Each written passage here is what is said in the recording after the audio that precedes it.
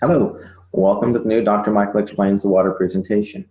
This is a more detailed explanation of the water presentation that I did on YouTube a while back that seemed to go viral. I've tried diligently to correct any and all mistakes that I made in that, and I'm trying to more accurately represent all the information. However, I need to clearly state that this is my personal opinion based on my personal research. It is not associated or affiliated with any water ionizer company whatsoever. With that said, let's begin.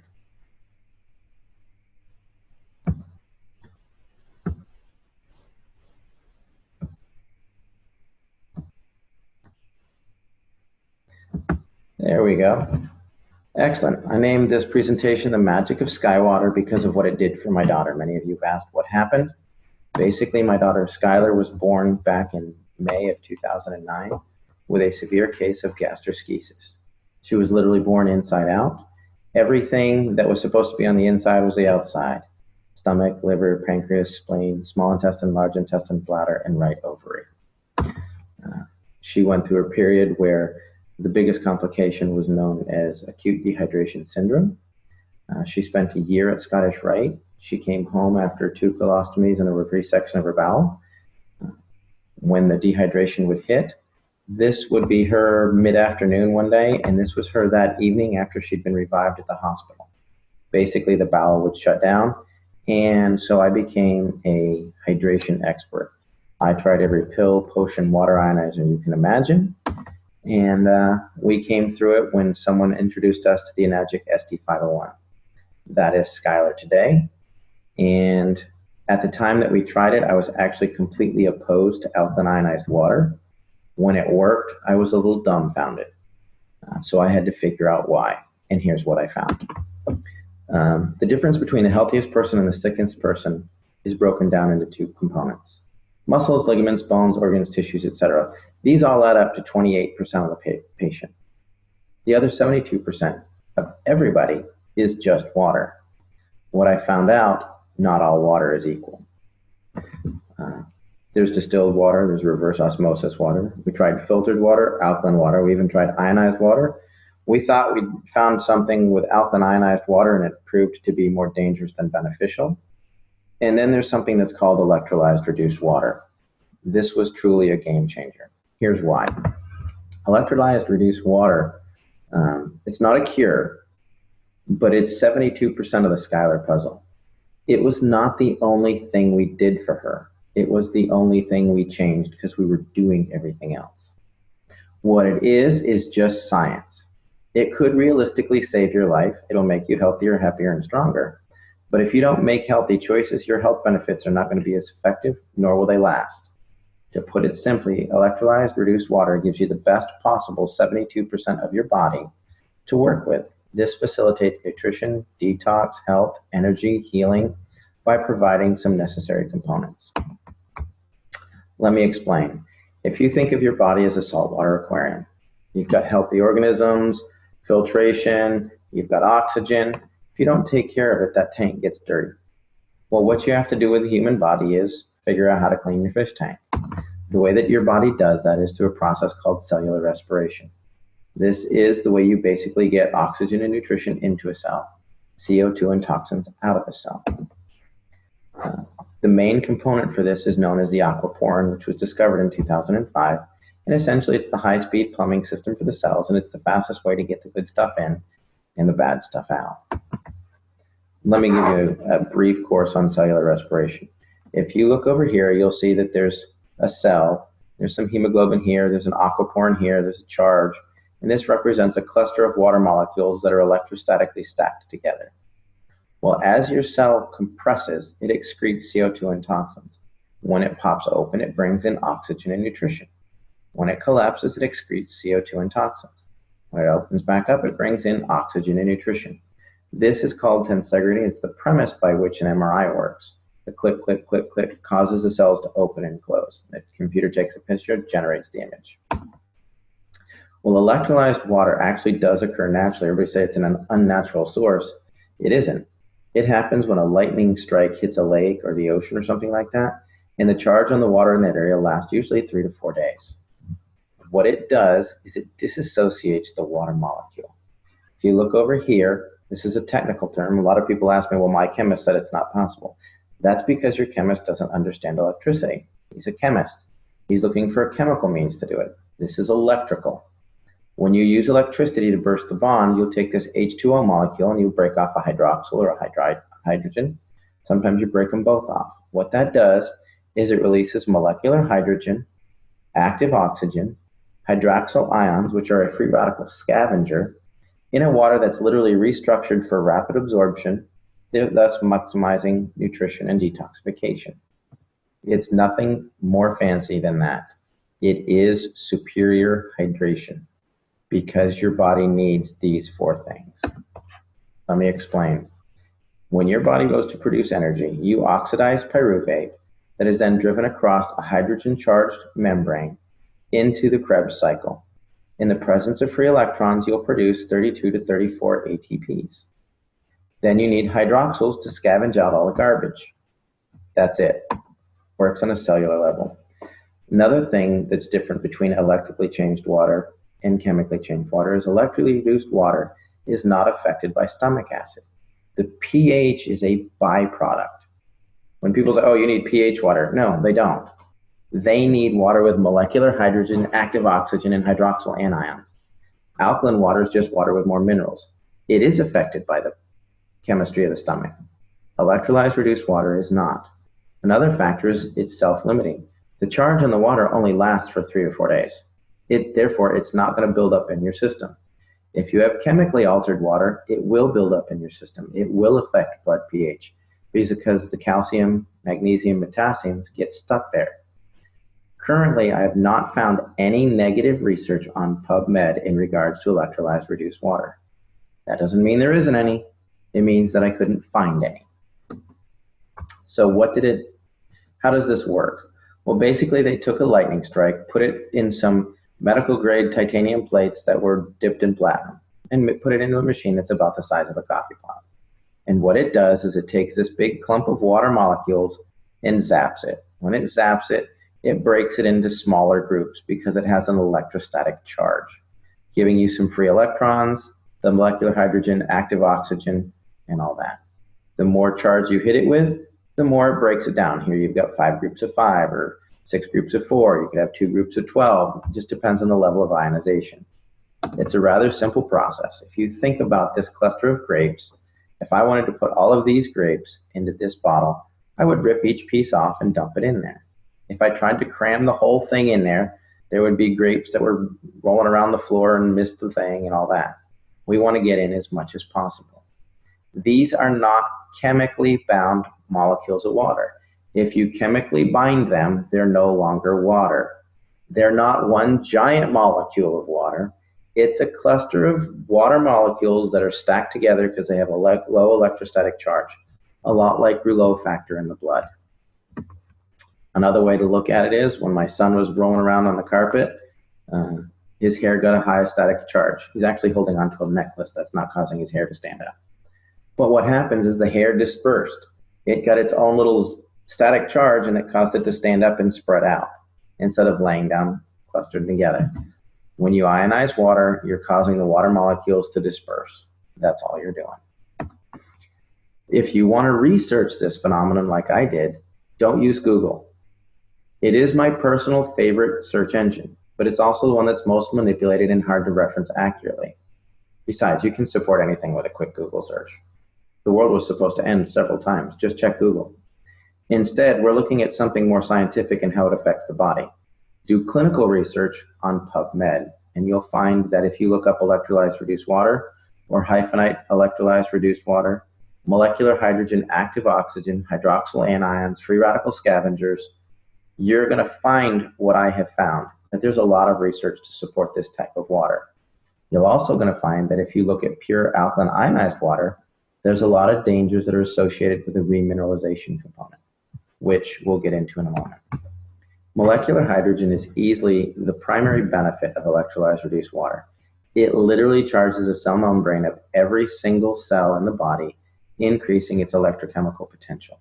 That means makes it healthier, able to get good stuff in and bad stuff out. It's also a critical component for the nervous system. There's a vast amount of research on PubMed in molecular hydrogen in Parkinson's, in MS, in autism, things like that. And finally, it works as a powerful antioxidant. The next component of the water is it is loaded with active oxygen. Active oxygen is what's required to produce ATP. It's what's driving the Krebs cycle. When you run out of active oxygen, your body starts to shut down because it can't work correctly. It's just like a fire. If you remove the oxygen, it goes out. Finally, there's the antioxidant and free radical scavenger components. Basically, iron in any acidic environment will start to rust. You can leave your tools from your garden outside in the rain and they're going to rust. Well, where do we have iron? We have it in hemoglobin, we talked about during cellular respiration, but we've also got it in the red blood cells. We got it in the brain, the kidneys, the lungs, the lymphatic system, the bones. If it's in an acidic environment, it's going to oxidize, which will create a toxic burden. Your body is designed to be slightly on the alkaline side. Today, we're flush with oxidative and acidic disease processes. The number one acidic disease process we have right now is cancer. It's actually, the prime cause is oxygen deficiency. You can look up Otto Warburg, there's some research on that. Don't Google it, go to PubMed, read the research. Number one acidic disease is hyperketoacidosis, which is basically diabetes.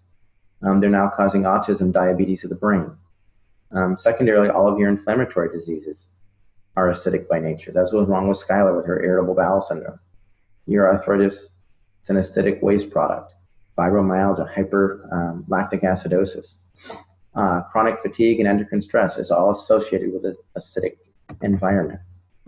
And why are we becoming so acidic? Well, we drink coffee, tea, soda. There's an enormous level of reverse osmosis water, which is misunderstood. You don't want water with the lowest parts per million of anything. That makes it acidic and it won't even carry a current. It's designed for coastal countries to have good water supply. If you do some clinical research on this, you're going to see that it's associated with MS, MD, and Alzheimer's. Most any of your bottled waters, all your big 24 packs, those are most likely reverse osmosis water that's had minerals added to it, which is dangerous in its own sense. You don't get your minerals that way. Here's a couple of guidelines for hydration. If you're a regular healthy person, you want to drink about 50% of your body weight in good water every day. If you have acute health issues, this could be dehydration from working out in the yard, excessive level of sports, you could have the flu. You may want to drink nearly 75% of your body weight in ounces. However, if you have a chronic health issue, cancer, diabetes, something like that, you may need to drink up to 100% of your body weight in ounces.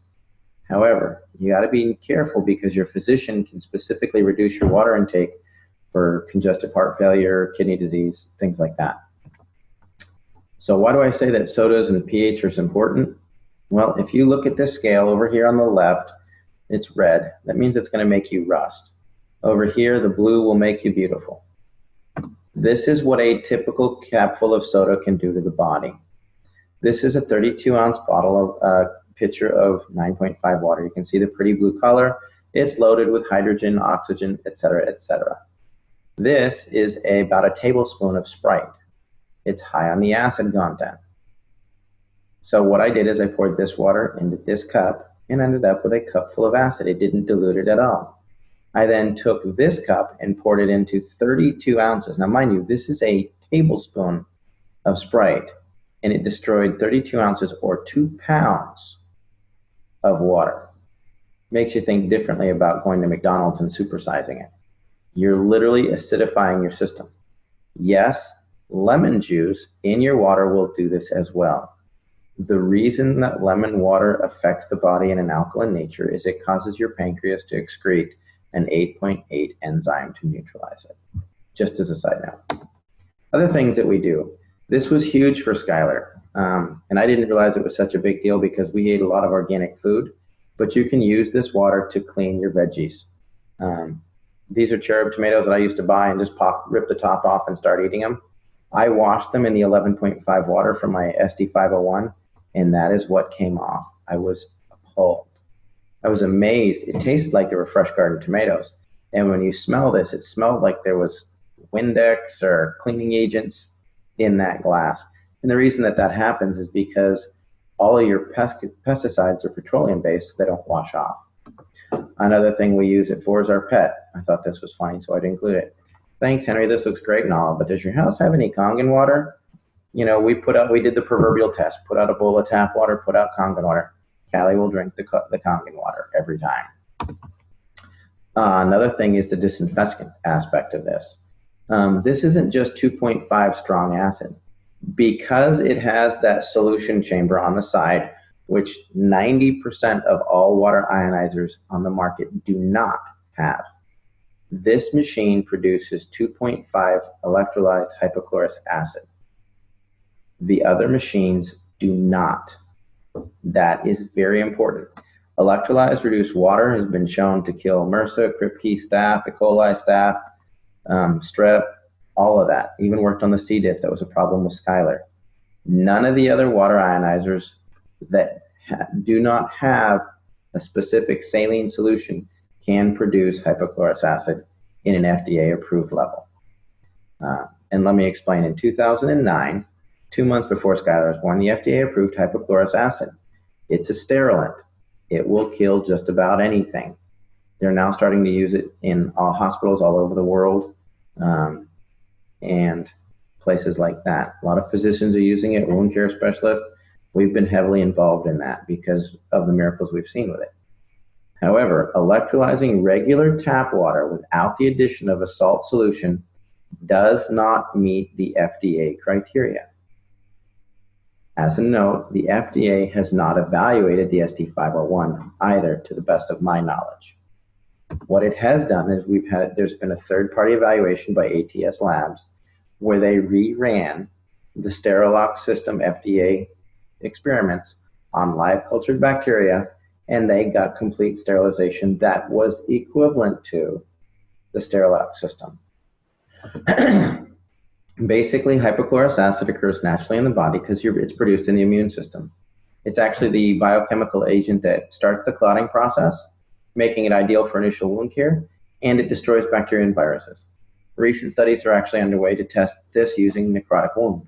I'm working with several physicians and wound care specialists as it pertains specifically to necrotizing fasciitis, gangrene, MRSA, things like that. And the results are really promising. We're not the only one doing this. This is a global thing, and the results are really good.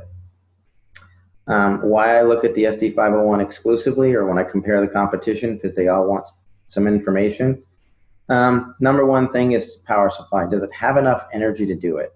There's been a lot of song and dance about the SD501 uses a transformer. It does, but it also has a switch mode power supply to regulate that and a condenser. If it doesn't have a transformer, it can't ramp your 110 watts up to 230 and keep it there. Switch mode goes up and down, up and down, up and down.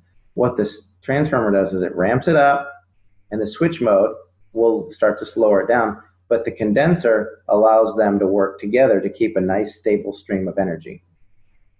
On top of that, you need enough amperage. A half amp to a 1 amp machine is not going to get it done. Doesn't mean it's not a good machine, it just means it's not comparable to the SD501. You need 2 to 3 amps to make it effective. You can ask any electrician. The voltage doesn't really matter, the amperage will kill you. The next component is you need a large quality plates. Most competitor plates are about 53 square centimeters. The Enagic plates are nearly 90 square centimeters each. So if you have one of the competitor machines with 12 plates, they've got like 600 square centimeters. Well, the basic Enagic SD501 has 640 square centimeters. The KANGEN 8 has 720 square centimeters. So just because it has more plates doesn't mean the plates are the same size. Next, I look for a liquid saline electrolysis enhancer. That's because it's the only way to produce FDA-approved levels of hypochlorous acid.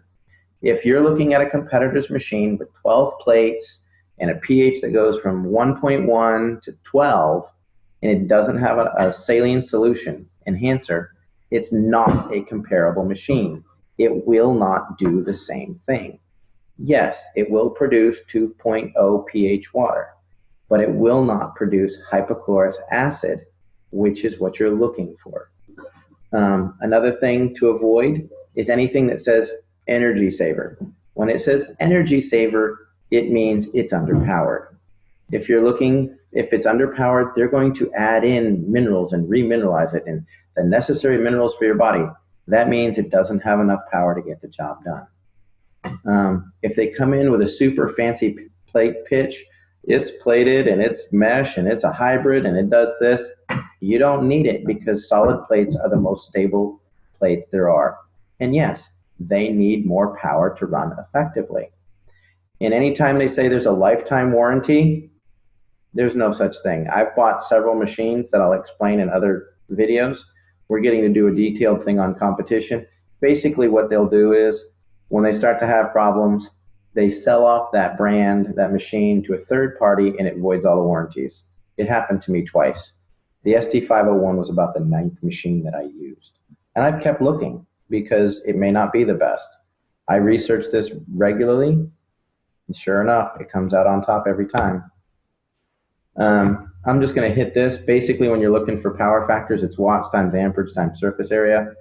The ST501 has 358,000 PEUs.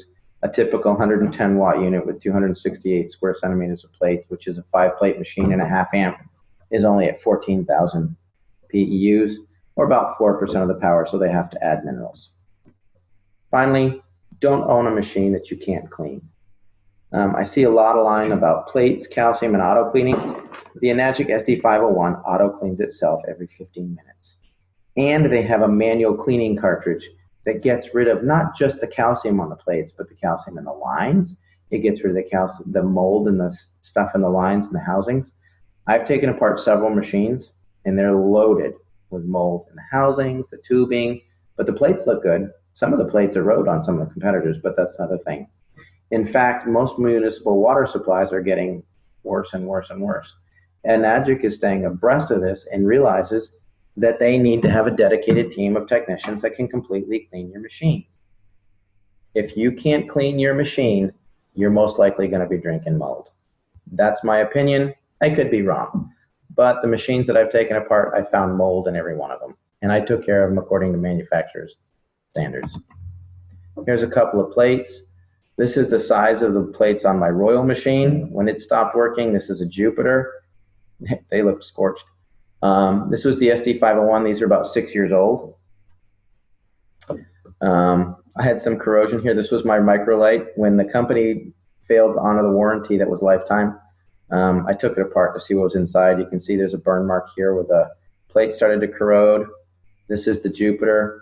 Actually, if you come back here, you can see this is the mold that I was talking about in the lines and in here. Now these, mind you, were machines that never needed cleaning.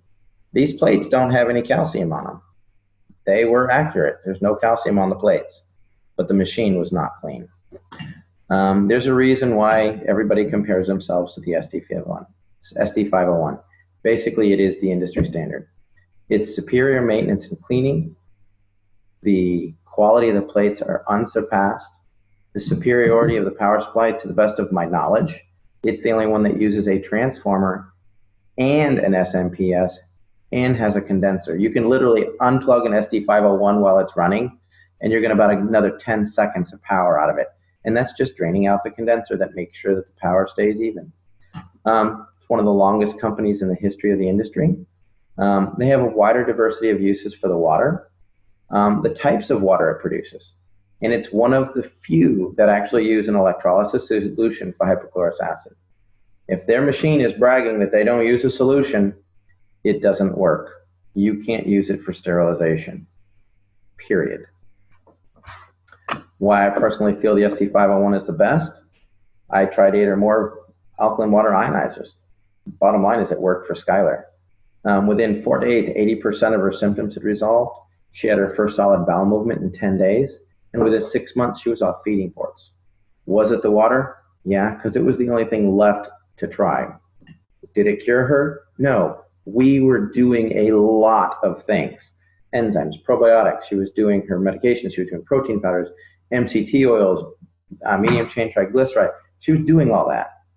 But the water was allowing it to get into the cell and the bad stuff to get out. The short answer is it produces 7 types of highly bioavailable water. It is already endorsed by thousands of hospitals and used thousands of doctors and used in hospitals all over the world. The drinking water it creates has high levels of hydrogen, oxygen, and antioxidants. It can also be used for FDA-level disinfecting, cleaning, food prep, and cosmetics. I'm Dr. Michael. If you have a specific question for me, you can email at drmichaelexplains@gmail.com. For more information about electrolyzed reduced water machine that we use for Skylar, please go to skywaterinc.net. Hopefully we'll clarify some stuff, and that should help you people a lot. And if there's anything that I can do, let me know. Look forward to some more meetings that we're going to have coming up, more webinars. We're going to be doing a detailed explanation of Skylar's story. We're going to talk about electrolyzed reduced water and the science behind it in detail. There's a detailed presentation on hypochlorous acid. Everybody's really looking forward to the Dr. Michael Explains the competition and why I say that there really isn't any. By the time you buy some of the competitors, there's some that go, why the SD501 doesn't work, or it's a pyramid scheme or whatever. They honestly have no idea what they're comparing. If you look at their machine and spend $3,200 or $2,500 for it, you have to turn around and spend another $3,000 to $5,000 for a hypochlorous acid machine. Then you have apples to apples. You don't get that when they're trying to pitch you on why you don't want the SD501. Bottom line is, it is the best machine that I have found.